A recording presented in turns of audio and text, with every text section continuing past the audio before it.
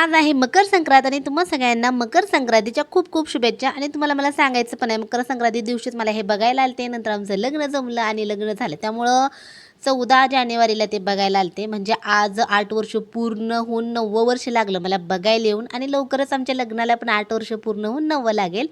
तर हा mini blog भोगी दिवशीचा आहे. आणि भोगीला मग आम्ही गेलतो, सकाळी लवकर बाहेर गेलतो. नंतर वाण वगैरे आणला होता, खण घेऊन आलो होतो. नंतर गजरे वगैरे बरंच काय काय सामान घ्यायचं होतं, तर सगळं साहित्य घेऊन आलो. तसं पण आमचं जेवण दुपारी असतं, सकाळचा नाश्ता झालता. त्यामुळं सगळं आणल्यानंतर मग तिला लावलेली भाकरी केली. एका साईडला भाजी आहे तर तिला शिजायला ठेवली होती. भाजी शिजतेच तोपर्यंत छान छान भाकरी तयार करून घेतल्या. नंतर आता मी तुम्हाला भाजी दाखवलीच होती, भोगीची भाजी कशी बनवली ती. नंतर जेवण वगैरे करून घेतलं. दुपारी खूप फिरून आलतो, त्यामुळे कंटाळा आलता. जेवण झालं की थोडा आराम केला. रोज संध्याकाळी मी चहा बंद केला आहे, बूस्ट पित असते. तर मस्त असं बूस्ट पिऊन घेतलं. आणि मिनी ब्लॉग कसा वाटला नक्की सांगा. बाय.